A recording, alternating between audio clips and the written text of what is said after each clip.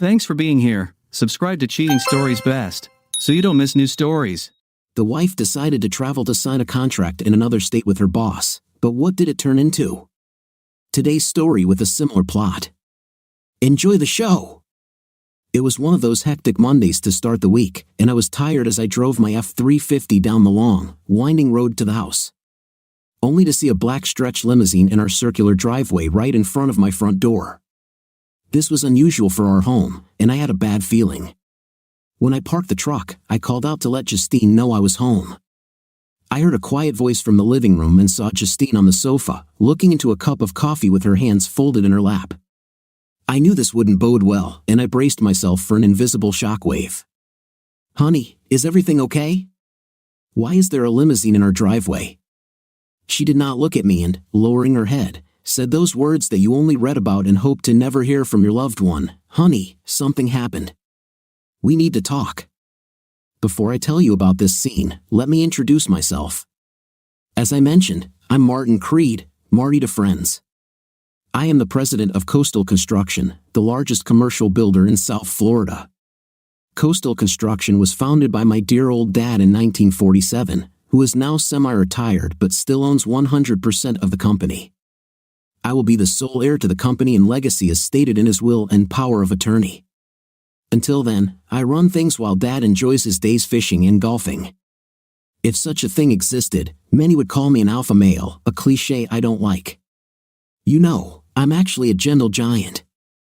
I'm 6'1" and muscular, thanks to good genes and over 20 years of hard work from my father. My father made me learn business from the ground up and taught me the meaning of a hard day's work. It was really hard work, and he treated me no differently than any other employee. He was determined to toughen me up, and after I suffered several concussions, several broken bones, and many other injuries, I learned the value of a hard day's work. I also learned the value of honesty and integrity after making some early mistakes. My father's corrections were quick and painful. When I was young, I once treated my younger sister badly and responded rudely to my mother. I still remember the painful lesson my father taught me for my bad behavior. From an early age, my father taught me never to humiliate women since they are God's gift to the male race and the mother of our children. I was expected to be polite and respectful. Thanks to the lessons of those early years, I protected my sister and friends in an overzealous manner. I treasured them and treated women like delicate flowers. I have always trusted and respected them because I believe they were here to honor us and raise our family. Old-fashioned, perhaps, but that's how I was raised.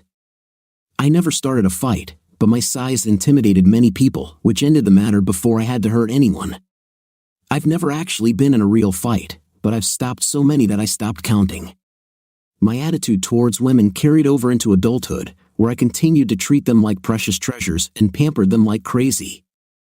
However, in bed, I was not gentle but showed strong intimate desires, probably due to excess testosterone.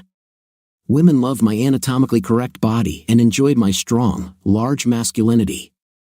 I have never had any complaints about my ability to make love, but there have been many occasions when my partner has told me that he wishes I were more loving and affectionate. I tried, but it always came out insincere, since my main instinct was simply to passionately possess my partner.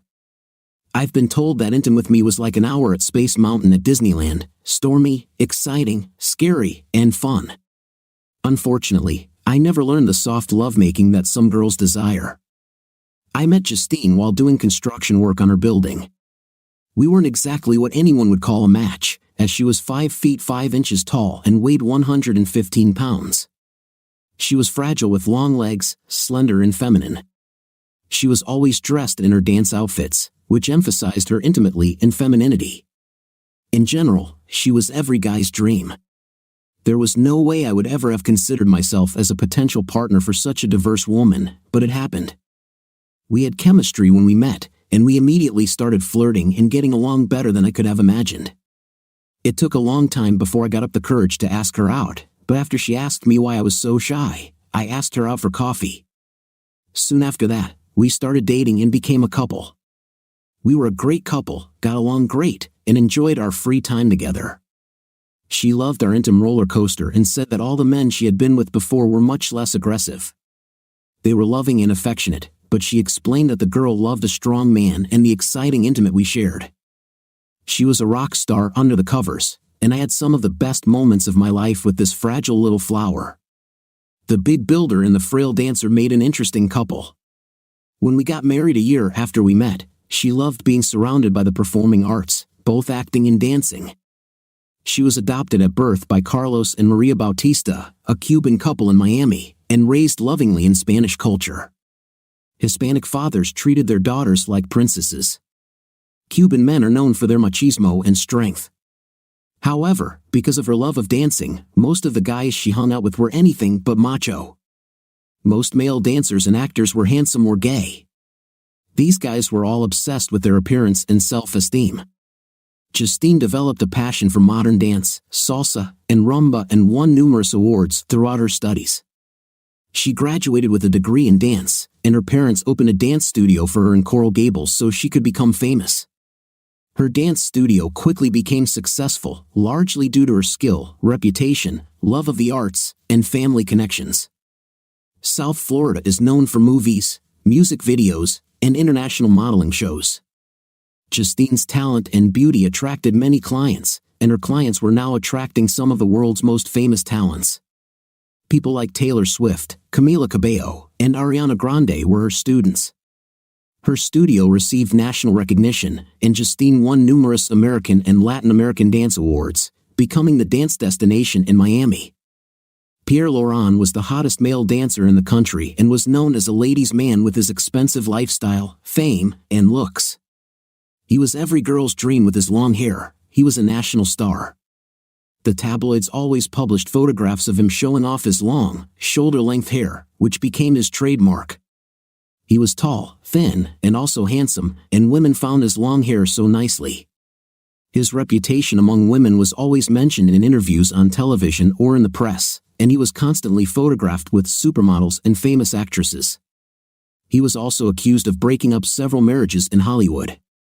The tabloids interviewed women he dated who always admired his good looks and pretty hair. When Justine had just won her latest award, Pierre happened to be in Miami and stopped by her studio to meet her in person. He felt that someone as important as him should introduce himself to this hot woman whom he found sensual and desirable. He had been obsessed with her since the last time he saw her at the award show in that attractive white dress and knew she would be his.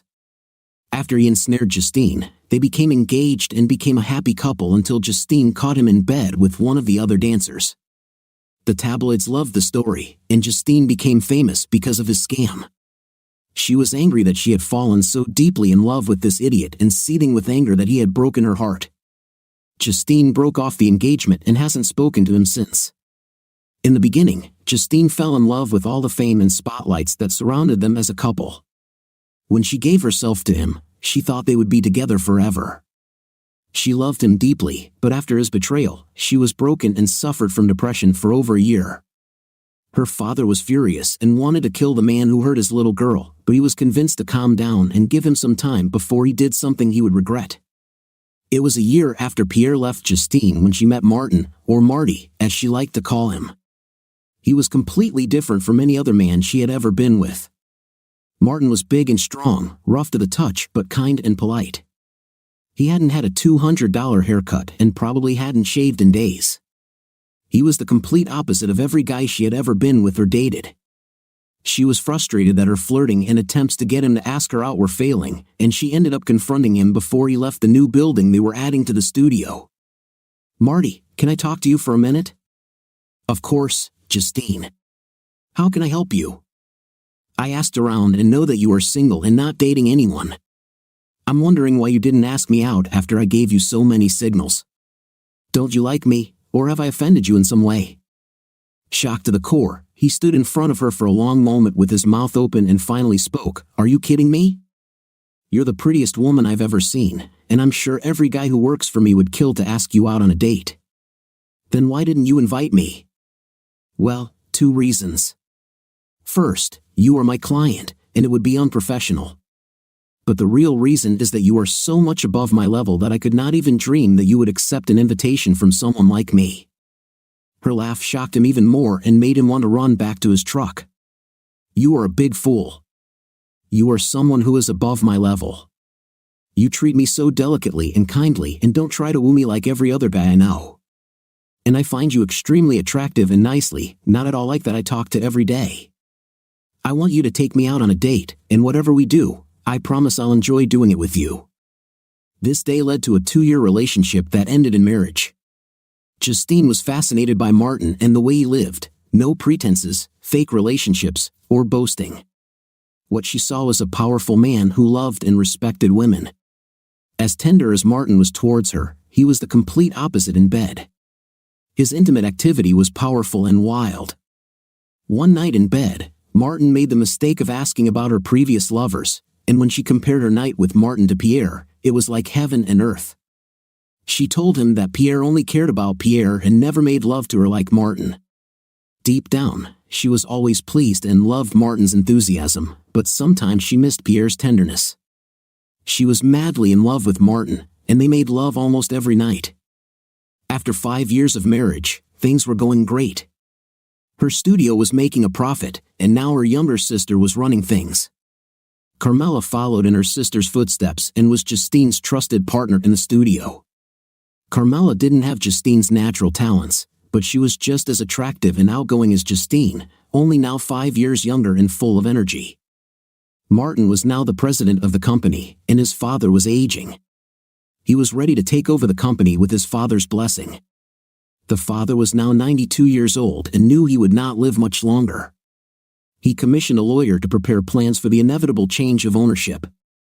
Both businesses were highly successful, so both attorneys recommended prenuptial agreements for both parties before they got married. Neither Justine nor Martin cared about this and agreed with their lawyer's recommendations. Justine was madly in love with Martin as he continued to treat her as his queen by day and his harlot by night. They both enjoyed their lives, and despite their physical differences, they were the perfect couple. Justine continued to wear her pretty dance outfits most of the time, and every time Marty saw her slim, attractive body in those clothes, it drove him crazy with passion. She knew what she was doing and enjoyed teasing and pleasing her big man. A few years ago, we shared our entire story, and we both had similar experiences. Mary Jo cheated on me with one of my good friends and broke my heart. I explained how much I hate cheaters and that any relationship I enter into will be exclusive. She knew my past and my jealous streak and promised that she would never give me a reason to be jealous. We both understood the pain of a cheating partner and made promises never to cheat. Before we got married, we wrote our vows together, and we both agreed to live them with all our hearts. It was 5 years ago, and our marriage was strong, and we decided to start planning a family and move on to the next stage of our lives. Justine was at the point where the studio had good dancers to keep it going, and I was making enough that we didn't need her income. But she was in love with her dance studio and its success. We were discussing how she could begin to hand over control to Margaret, her lead dance instructor, when something seemed different. One night, Justine explained that she wanted to wait 6 months before we started having children so she could negotiate a new contract with the film studio, and she didn't think Margaret could handle the negotiations. She explained that it would take a couple of months to finalize the contract and then a few more months to make sure everything was in place. It was a great opportunity, and of course, I agreed. During these months, she had to work late and spent a couple of nights a week in Hollywood working with the studio. We didn't have much time together during this time, and this affected our nightlife, which has now been reduced to once or twice a week. She promised that after completing this project, she would shake up my world, and everything would go back to normal. When she was busy with a project, she became more distant than usual, but I gave her space, knowing that it would end soon. I continued to treat her like a queen and gave her as much space as she needed. With the remaining couple of months, I tried to be understanding until that night I came home and saw a limousine in front of our house. When I entered the house, I saw Justine on the sofa dressed in business casual, which was not her custom. Like I said, she usually wore her hot dance outfits or sweatpants around the house because she knew how it affected me. She looked sullen today, and I knew something was up. I sat next to her on the couch, and she took my hands in hers and apologized without even starting a conversation. I felt anxious and weak when she started talking. "Honey, I'm sorry. It's so sudden, but it was last minute. I got a call this morning, and I didn't want to tell you on the phone. You know all the work we've done with pop stars, and now Shakira and Selena Gomez are getting performance awards at Cannes this week. MGM wants me there to be part of the event and announce our new partnership. It's all part of a business deal I've been working on for the last 6 months. It all happened so quickly, and now I need to fly out for a few days and finally get a contract with a movie studio. This will mean over $5 million in contracts for the next year, and from there, our studio will get a lot more business from other stars. So you're leaving me to fly to Cannes alone to be with all these stars? Yes, but it's only for a few days, and you know you have no reason to worry. I love you, and this will all be over before you know it. I've worked so hard for this, and I'm finally at the finish line. Please don't be upset. Justine, I never told you how to run your business, and I didn't complain about your days in Hollywood. But I have a bad feeling about this trip. I'd rather you didn't leave and stayed here with me. We don't need a contract or money. Please don't go on this trip. With a sad smile, she said, Marty, I love you, but this has been my goal for years. Please don't be upset and trust me. I will be fine and back in your arms in just a few days. Knowing that she was about to leave and feeling defeated, I asked, what is your route? What airline are you on? I left the hotel information on the table, but I'm flying on a private jet, so I don't have a schedule yet. Private jet? Wow, is this from a movie studio? She thought for a second and decided to tell the truth. As always, no. This is Pierre's plane. The studio said that he has an open seat, and since he will be participating in the awards ceremony, we should fly together. I didn't know what to say as my jealousy began to rise along with my anger. She must have seen the pain and hurt on my face and tried to hug me, but I just stood up and left the room, walked out to my truck, and drove away without saying goodbye. In my heart of hearts, I did not think that I had any reason to worry. But remembering the last few months and her behavior and now leaving with Pierre without warning, I was overcome with jealousy and suspicion. Justine left the house in tears, knowing that Martin was suffering. She knew there was no easy way to tell him about this awards ceremony and the need to be there with Pierre. She just prayed that he would let her go, make a contract, and trust her. As she rode in the limousine, she cried, feeling guilty about leaving in such a way. She realized that not explaining it correctly and not telling Martin that flying to France with Pierre was wrong, and hoped that he would never ask or find out. She knew it was stupid to think, damn, this didn't go well. I knew when they called me at noon and gave me 5 hours to get ready that it was going to be a bad day. The problem in this business is that you don't have control, especially when you're trying to land a contract with one of the biggest studios in Hollywood. I didn't expect Martin to understand, but I prayed that he would be reasonable. Seeing him leave in anger, I wanted to stay and take away his pain, but I had to leave. Too many people relied on me, and this was my lifelong dream. He should have understood and trusted me. The worst part was on the flight. I can't believe my flight was on Pierre's private jet. I didn't intend to be with him. When I told Martin that it was Pierre's plane, I realized that I had unintentionally plunged a knife into his poor heart. As we approached the private airport, I took out my phone and sent him a message after he didn't answer my calls. Then I realized how angry he was. He always answered my calls. Marty, I love you, and I know you trust me. I had no choice but to go on this trip to make this contract, and I hope you love me enough to understand. Please don't be jealous and don't think that I would ever do anything to hurt you. I'm sorry I didn't tell you about Pierre's plane, but he was involved in the studio and contracts, and it was arranged without my knowledge. You know what I think about him, and you have no reason to worry. Please don't be jealous or angry. He means absolutely nothing to me, and I hope you know that. Please answer your phone when I call you later. It's so hard for me to leave like this, and I need to hear you say that you love me and that everything is fine with us. Please, I love you, darling. Last minute, oh well. Pierre's plane and she didn't tell me. It smells rotten. It's Mary Jo all over again, but this time I won't be silent. Stop calling me honey. I won't answer your damn calls when you leave like this. Yes, maybe I'm acting immature and shouldn't be jealous. After the way she's acted since the beginning of this project and the fact that she hasn't told me about Pierre, it just doesn't seem right. I've learned to trust my instincts, and now they're telling me there's cause for concern. I stopped at a weird club and read her text while on my second drink at the bar. My anger had subsided a little by then, and I tried to believe that it was just something sudden. Her calls continued, but I did not answer. Then I received her text message. After reading it, I tried to be understanding and realized that I had no choice but to trust her and wait for her return. I wasn't happy, but I couldn't control the situation. Even after reading her heartfelt text, I still acted like a child and didn't answer her calls or text messages. Since I had never missed her calls or texts before, she must have known that I was angry. Later that night when I got home, her sister Carmela called and tried to calm me down. "Hey Carmela, what's wrong?" I answered. "Hey big brother, Justine says she messed up and feels terrible.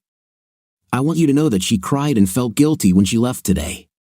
But trust me, none of us knew about it until this afternoon. If we wanted this contract, she had to leave. She had no choice. Nothing was planned in advance, and she did not know that she would fly with Pierre until this call. Marty, she loves you, and nothing is happening. You will be okay. Do you need me to come? Thanks for calling, honey. I'll be fine. I'm just upset with the way she's been acting for the last 6 months, and it seems a little too random that she left this way to fly with Pierre to France without notice. I feel like a fool for letting this happen, and I don't know what I'll do." "What do you mean? What are you going to do?" "I don't know. For some reason, I believe I was set up, and if you know me at all, you know I'm not the kind of person who would put up with that. I won't talk to her until she comes back, and then I'll decide what to do next." "Marty, stop it. Nothing is happening. It's just a business deal, and everything will be back to normal next week." "Just a business deal? A last-minute trip to France with her ex-fiancé on his private jet for a few nights in the same hotel? Yeah, nothing happens, of course. Marty, where are you? You're having dinner with me tonight." Carmela was an exact copy of her sister, only a few inches taller. She didn't have the same artistic talents as Justine, but she was very smart, had a master's degree in finance, and was a certified public accountant. She managed Justine's business and finances and helped manage the day-to-day operations when Justine was away. She was several years younger than her sister. Carmela was equally nicely and attractive, and we quickly became close when I became her brother-in-law. There was never anything intimate between us since I was completely devoted to Justine and only had eyes for her. But if I was honest, when I saw her walking into the restaurant in that tight dress and long legs, it was the first time I saw her in a new light. I quickly pushed the thought aside and had a pleasant dinner. When we finished, Carmela convinced me that I was being emotional and told me to just relax and trust Justine. She said she would have known if something was going on, but the only thing that was more important to Justine than her business was me, her husband. Carmela told me how much her sister loved me and that she had never seen her so happy. I listened and felt much better, but deep down, my instincts were still wary. At least the drinks, dinner, and company calmed my nerves, and I was able to sleep well after turning off my cell phone. Because of the way she left, I still had no intention of talking to her until she returned and continued to ignore her calls and text messages. Celine, my assistant for the last 5 years, was close to me and an integral part of my daily life. She was from Montreal and spoke fluent French, which gave me an idea of what I could do the next morning. As soon as she arrived, I told her the whole story and said that maybe I was being a jerk, but I had a bad feeling about their trip. I asked her to find the best detective agency in Cannes and immediately organized surveillance. They would have charged more money for rush work, but I was more than happy to pay. I made it clear that I wanted this to be a priority and was willing to pay extra for immediate monitoring. Of course, they already knew Pierre from his fame and past adventures. This, combined with photos of my wife in the hotel they were staying at, made their task easier. They were instructed to immediately send me any photos that might interest me, and I wanted 24-hour surveillance along with a full report of their daily activity. Before I even woke up the next morning, there were 12 photos on my phone, and to my utter disappointment, I knew my fears were justified. The photos showed them together with his arm around hers and several of them hugging. Awards and stars. The last image was of him holding her hand as he entered the hotel. I may have acted out of jealousy and acted immaturely, but my jealousy was now in control, and I acted immediately. I asked Celine to book the next flight to Cannes, returning the next day. I didn't need a hotel since I was only going to be there for less than 24 hours. I was going to end this somehow. I didn't have a plan yet, but I had to come up with something on the flight across the Atlantic Ocean. She found a direct flight that departed that evening and arrived at 5:45 a.m. the next morning. I asked her to book business class so I could rest when I got there because I needed to be prepared when I encountered them. The detective agency sent me their room number, which turned out to be a 2-room suite. I prayed that what she told me was true and they weren't together. If she had just kissed him and shared some small intimacy, then maybe I could forgive that and stop everything else that could happen. I loved her and had to try to save our marriage. Flying business class and with no luggage, I quickly made it through customs. Since today was our anniversary, I had the taxi stop at U Express where I bought a dozen roses and 5 individual roses, 1 rose for each year. It was our tradition. With a COVID face mask and large scissors, we set off and arrived at the hotel by 8:20 a.m. In Cannes, during the awards, people party until late in the morning, so I knew that the couple would still be in their room, either sleeping or just waking up. At this point, everything was going according to plan, and my intentions were starting to take shape. Before I got out of the taxi, I put on my mask, pulled the hood over my head, took the flowers with the scissors in my pocket, and headed towards the main entrance of the hotel. My plan was simple, not sophisticated, but it would satisfy my anger. My plan was to walk through the lobby posing as a flower delivery guy and head up to the 9th floor to suite 945. Then, I was going to knock on the door with the flowers.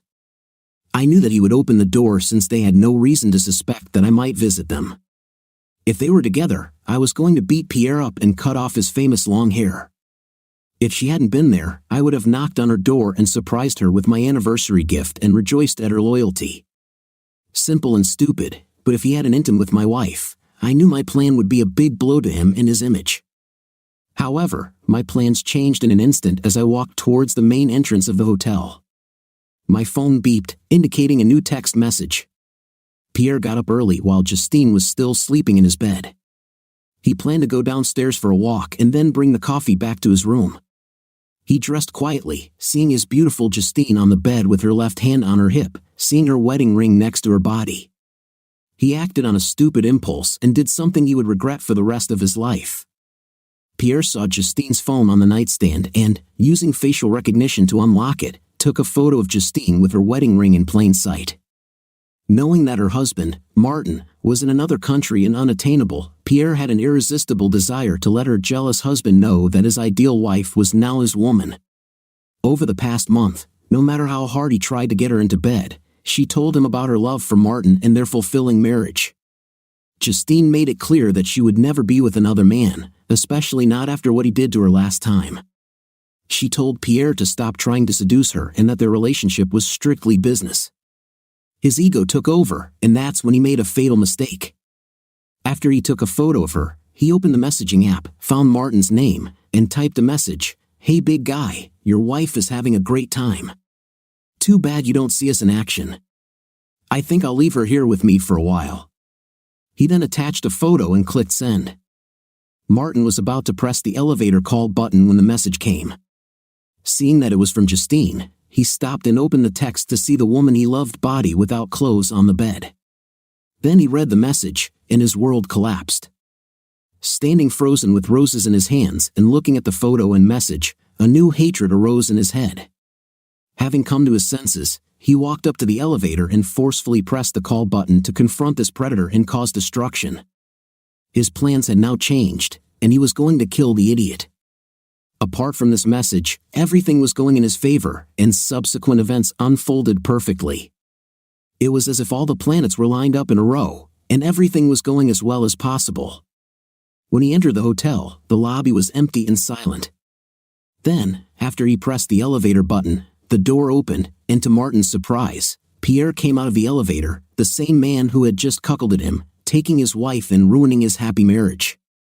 Time seemed to slow down, and for several long seconds, Martin relived the pain of Mary Jo's infidelity all those years ago and the sight of his wife without clothes, a photo of whom this man had maliciously sent to his phone less than 2 minutes ago. A dark cloud of pain and anger now enveloped Martin as the scene unfolded. Martin instantly recognized the man with long hair and did not allow him to leave the elevator. He stood in front of him and pushed him back inside. Pierre, being a head shorter, had no choice but to retreat into the elevator. He began to object in a firm voice, telling the hooded man holding the flowers to get out of the way. But even before the noisy doors had closed, Martin sprang into action. Pierre, still dazed from a night of partying, did not recognize the masked and hooded man with the flowers and continued to shout at him for not allowing him to exit the elevator. Operating on a high level of adrenaline, Martin instantly grabbed Pierre by his long hair and slammed his face into the steel wall of the elevator, knocking him unconscious. The old elevator moved slowly, and luckily for Martin, it didn't stop during his vengeful ride to the 9th floor. He placed the roses on top of Pierre and exited the elevator as the doors opened on the 9th floor. All this happened in less than a minute. Reality rushed back into him, and he realized what he had just done. He exited the elevator and saw the exit sign for the stairs at the end of the corridor. He quickly went down into the hall. While all this was happening, Justine woke up and was confused as to why she was without clothes and alone in Pierre's bed. Then she remembered him trying to persuade her to spend the evening with him.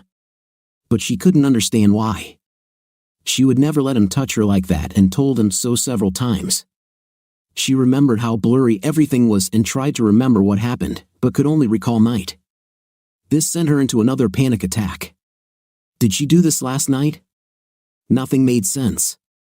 Then she remembered the glass of champagne he had given her while he was trying to talk her into all of this. They celebrated the contract by drinking a toast to their success. Did he really put something in her drink? She would never do this. She loved her husband and would never do anything to hurt him or ruin their marriage. And she knew how he felt about infidelity. Realizing what had happened and overcome with guilt, she felt the need to contact Martin. Her guilt overcame all other feelings, and she needed to talk to him. When she opened her phone and saw an open text message, her heart stopped. She saw the photo and read the message that was sent to Martin, the man she loved and wanted to start a family with. After seeing the photos and reading the words, she screamed. Anger coursed through her blood, and she wanted to punish Pierre for ruining her marriage. She knew Martin was too manly to take her back after that. And she immediately went into crisis mode. Realizing what he had done, she became angry with Pierre and knew she had to save her marriage. She was going to file charges against Pierre to prove to Martin that this was not her will. Because of his fame, he probably would have gotten away with it, but she had to do something. She didn't shower and just put on some clothes, wanting to get out of the room before Pierre returned. She pressed the elevator button to go to the police station and file a report. When the elevator doors opened, the first thing she saw were roses and then Pierre unconscious on the floor. While she was trying to understand what was in front of her, she counted the roses and realized that there were 17 of them, exactly the same number that Martin would have given her for their anniversary, which she suddenly realized was on that very day. In complete panic, she wondered if Martin was here and did this to Pierre. When the doors reached the hall, she ran out of the elevator screaming, "Call an ambulance." Something happened to that person in the elevator. And she ran out of the main entrance. When she reached the street, she saw a tall man getting into a taxi and was sure it was Martin. Still in shock, she ran down the street screaming for the taxi to stop. This is where tragedy struck.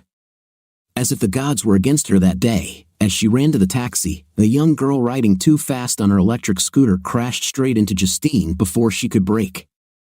Unfortunately, the impact caused Justine to spin around and end up clumsily pinned against the hydrant, causing her leg injury. The blow came with full force, tearing tendons and dislocating her right knee. She lost consciousness from the pain and woke up an hour later in the hospital, where she told doctors what had happened to her and demanded that the police be called. Of course, the paparazzi were standing outside the hotel, expecting something like this to happen, and quickly took photos of Justine running out of the hotel, the accident, and photos of Pierre leaving the hotel. The news would talk about Pierre's affair with Justine and the attack of the deceived husband. The studio would love the press, but the betrayed husband and family would be devastated by the article appearing on television around the world. This became the story of the week. At the hospital, the police took her statement, and when she finished, the police asked if she knew that Pierre, the man she accused of rape, was in a hospital room several floors below, recovering from a concussion. When she heard about Pierre, she just stared at the policeman with a shocked face and asked him what happened. She knew that the only person who could be so evil and do such a thing was Martin, but he was in the USA, wasn't he? Or was it him getting into a taxi? Her head was spinning, and tears flowed from her eyes from pain and fear of losing her husband. "Mrs. Creed, do you know anything about this attack? Do you know who could have done this?" the officer asked. There was no way she could mention Martin and just shook her head in denial. The officer then looked at her with contempt and asked the question that made her fall back onto the bed. "Mrs. Creed, the information we have about you says that you were married. Does your husband know about your relationship with Pierre?" "There is no connection, Mrs. Creed. We have all seen the newspapers. You were quoted as saying that Pierre was your lover. Do you deny that?" "Oh my God, I never said this, and I never talked to the newspapers. God, he is not my lover. This is terrible. How could they lie like that? My husband will never believe me now," she sobbed and sobbed as they watched as it all fell apart. "Okay, we'll log your statement and have the nurse check you when we leave, but pictures of you and Pierre were all over the papers, and they were reporting your renewed relationship with him. So yes, we accept your statement. We'll check your blood for illegal substances, but you must understand our position and situation. You are not with your husband and are staying with another person in the same room. How can we contact your husband? We would like to talk to him. He's in America, and it has nothing to do with all this, and I don't want him to find out, so I won't give you his information right now. I want to wait for the test results. Maybe then you'll believe me and bring charges against this man who tried to ruin my life," she said firmly. Then the doctor came in, and seeing how upset Justine was at the moment, asked the policeman to leave the room. The doctor took her hand and tried to calm her down. "Mrs. Creed, you have a serious knee injury and will require surgery. We can schedule surgery here if you prefer, or we can stabilize your leg so you can fly back to the US if you prefer. But you will need to take care of this before further damage is done." Just as she was angry about her injury, she was devastated that Martin saw the photo and the words Pierre wrote. She wondered if Martin had seen any of these reports in the newspapers about her and Pierre. She was sure he would never understand. When she tried to call Martin, he still did not answer her calls. She began to panic and realized that she was now alone. She called her father and asked him for help. She explained what happened and that Martin was not answering her calls and about the photo Pierre had sent. Her father was furious and expressed his outrage to his daughter over the phone. "How could you do this to Martin? And why would you even consider talking to that idiot Pierre after what he did to you, baby? I don't even know how angry I am or how much you disappointed me. But I'll send you home as soon as possible and make an appointment with the surgeon as soon as you get back. I'll talk to your doctor and get everything sorted out. I'll call Martin and see what he thinks. But as far as I know him, you could have lost this man. What the hell were you thinking, Dad? This was my chance to make a career, just a 3 trip to show off and sign contracts. I had no intention of being with that idiot again. But the studio arranged everything without my knowledge. I found out about it at the last minute, and I would never have taken that flight if I had a choice. I should have known that man would ruin my life again. I should never have gone, Dad. You have to believe me. I didn't do anything voluntarily. That idiot slipped something in my drink, and I need to talk to Martin. He saw this photo, and I know he will never understand. I'll call him, baby. Try to relax. What he did wasn't your fault, and I'll try to explain to Martin. You don't have to talk to Martin until I try to explain what happened. We'll put you on a flight to New York tomorrow morning, and the next day, you will have surgery at NYU. You will be sedated and unable to talk to Martin right now. I just need you to relax and let me take care of you, her father said soothingly. 2 floors below, Justine, Pierre realized what had happened and wanted to find the attacker. He was upset and angry about his attack and demanded that the police find his attacker. All he could tell them was that he saw a large man grab his hair, and then nothing but darkness. For all the trouble Pierre had caused the police over the years, they had no sympathy for him. Justine's surgery went well, but the damage was severe, and she had a long recovery ahead. After many months of physical therapy and a lot of pain, she was able to walk without crutches or a cane, although with a slight limp. Doctors said full recovery was possible but would require another year of exercise and physical therapy. Carlos, her father, did talk to Martin but was unable to convince him. When Martin showed him the photo and text, his father understood Martin's feelings. "Carlos, I respect you and your love for your daughter, but look, she wanted it, and she treated me badly for the last 6 months. No, it was planned, and she still went on the trip even when I asked her not to go. It was her wish, and I can't help thinking about what happened in that room between them. Maybe she was on some illegal substances. I understand that, but if she hadn't gone, none of this would have happened. I just can't be with her right now, and I've already started the separation process. If we can't work this out, we'll divorce in a year. I still love her, but I can't trust her, and I can't get rid of the image of her on his bed in my head. Marty, you never admitted to attacking Pierre. I know it was you, even if you don't admit it, and I will never tell anyone. Doesn't that give you any satisfaction? Martin, please try to find a way to forgive her. I'm telling you, she never wanted this to happen." Martin could not overcome what happened and filed for divorce even before Justine could return to Miami. Martin had already moved out of their home and into an apartment overlooking Biscayne Bay. He took what he wanted with him and left Justine's house and furniture, along with the partition papers. When she returned from the hospital, he had no intention of talking to Justine. What he saw and knew was more than enough for him to rationalize his actions. On the day he moved out, he left a letter, photos of her and Pierre together, along with his wedding ring and lawyer contact information. He left her a letter. "We both need time to heal. I understand what happened, and I am sorry for your pain and situation, but you made your own choices that led to these events, and now you will have to live with the results of your decision. We both know you should never have been alone with him in his hotel room. There was no reason to celebrate your success with him alone in his bedroom.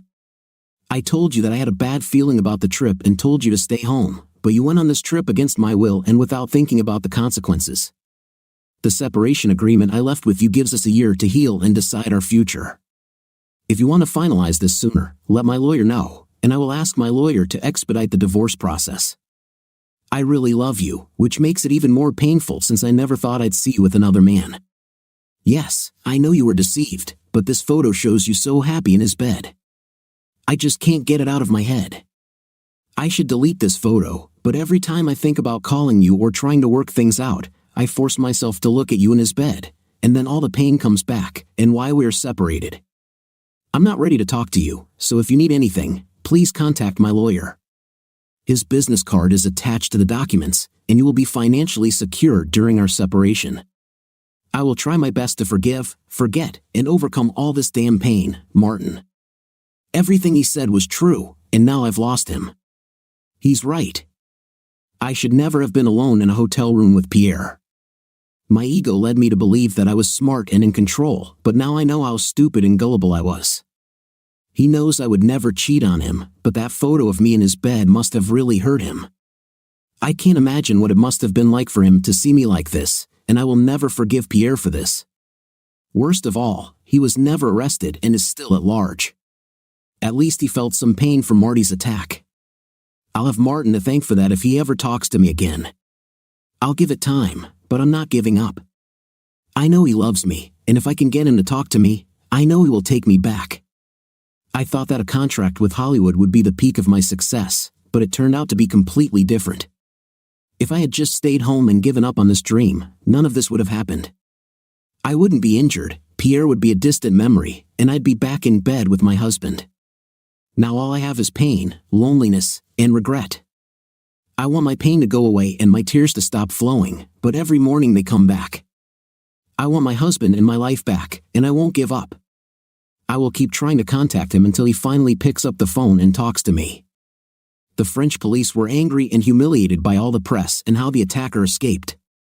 Sure, the hotel security cameras captured the big man entering the hotel, but the COVID hood and mask the attacker was wearing made him unrecognizable. Ultimately, there was no direct evidence linking Martin to the attack, but the record of his air travel along with the motive due to his wife's affair were strong circumstantial evidence that they believed was sufficient to convict Martin Creed. Their problem was that Martin was back in the US, and they needed to get him extradited to France to face charges. But Carlos, Justine's father, would not allow this to happen and used his connections and money to get the lawyers to stop the extradition. Carlos hated Pierre as much as Martin did and wanted Martin to stay safe and perhaps make peace with his daughter. The only downside for Martin was that he was not allowed to visit France for the next 7 years without risking arrest. Martin was more than happy with this condition because he had no desire to visit the country again. He was glad that he survived the situation and thanked Carlos warmly, promising to keep hope for their reconciliation. 3 months later, when the story first came out, Pierre's fans had sympathy, but his deceitful ways were revealed along with details of all the marriages he had ruined. As a result, he became an outcast. Justine became a pariah, and Martin became a victim. Justine now lived alone in her large house. She lost her contract with MGM Studios due to all the negative press. The injury from the accident limited her dancing and affected her teaching. In addition, her business suffered from the publicity of her infidelity to her husband. She became just a shadow of her former self, depressed and lonely. She desperately tried to get Martin to return home and end the separation agreement. She lost count of the number of times she called and apologized on his answering machine and the hundreds of text messages begging for his forgiveness. Her father even had several conversations with Martin, but deep down, he understood his decision to spend some time apart. He respected Martin and simply hoped for reconciliation. Over the next year, Martin took over his father's company and spent 12 to 14 hours a day working and growing the business his father had started. His father is now retired and, at 93, was enjoying time with his 89-year-old wife, Millie. After being alone all year, Martin finally accepted that Justine was a victim, and he wanted to find a way to bring her back into his life. He missed her laughter, smile, touches, and tender kisses. He still loved her deeply and wanted her back in his life.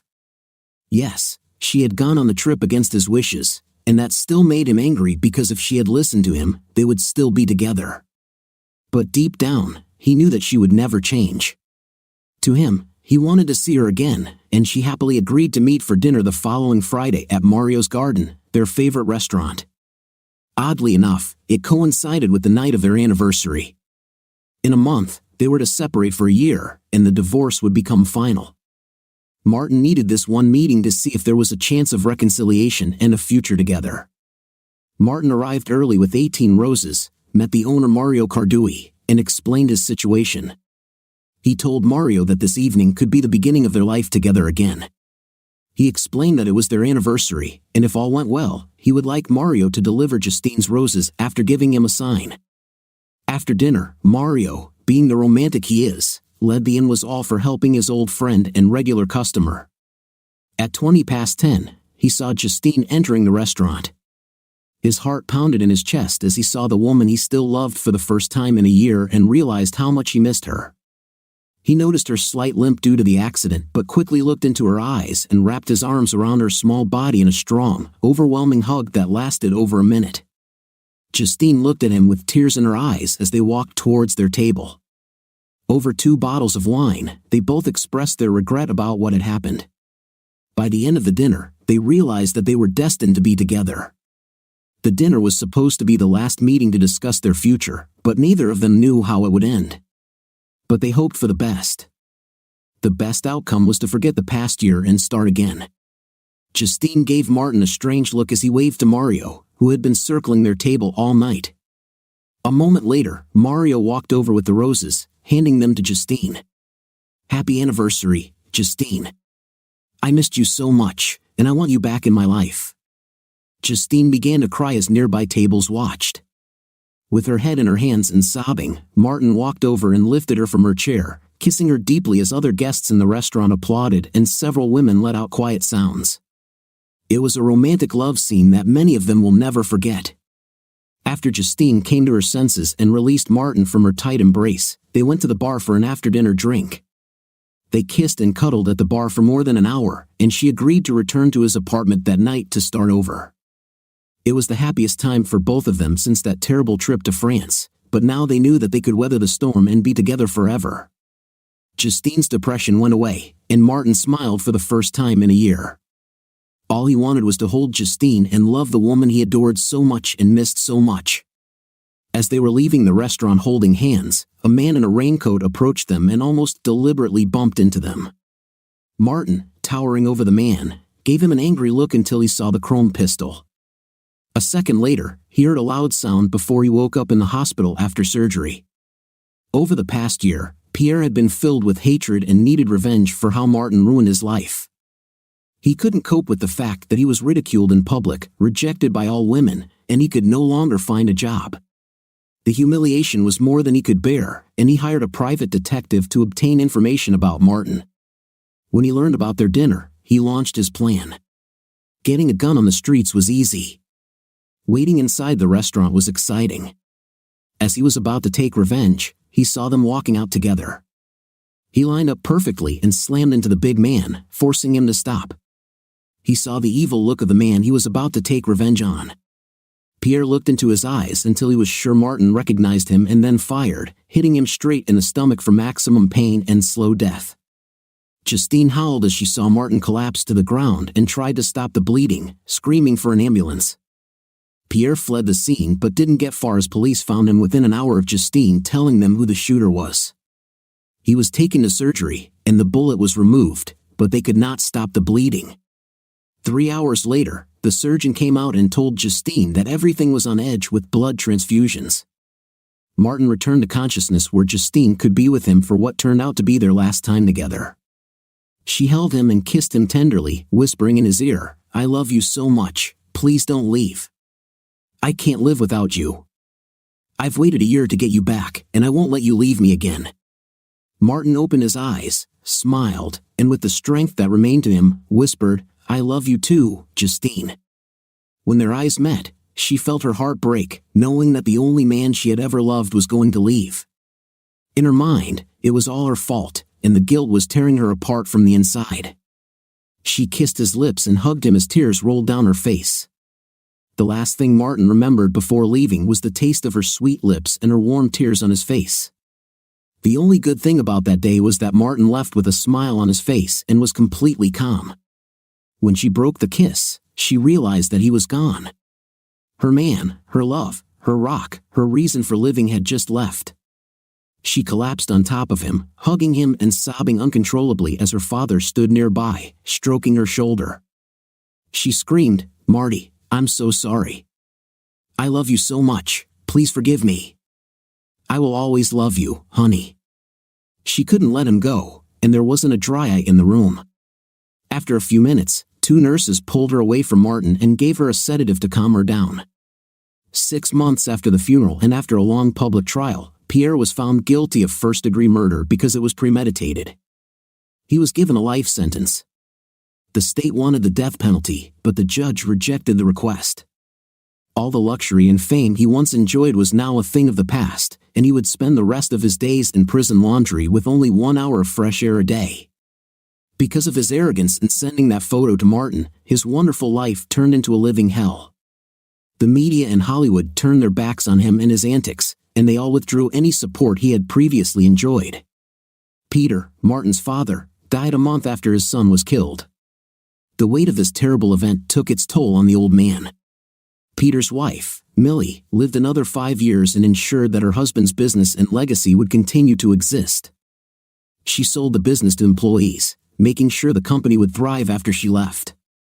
Immediately after Martin's death, Justine sold the house and moved into Martin's apartment, which gave her some sense of closeness to the man who lost his life due to the events of that fateful weekend. Justine turned over her dance business to Carmela and spent the next 5 years as a recluse, grieving her loss and the events that led to such chaos. She cursed Pierre for ruining her life twice, and the only time she smiled was the moment she learned of his death in prison. Love sometimes comes like a dream and goes away like a nightmare. Subscribe to our channel so that your second half doesn't cheat on you, and go ahead and listen to the next story because this story is nothing compared to the next one. If you're under 18, don't even think about listening to the next one. What do you think of our story today? In my opinion, the wife did the most unacceptable thing to her husband, although she was a victim herself, but she could have listened to her husband and not go anywhere, but she did it her way. What's your opinion? Write in the comments. See you in the next video.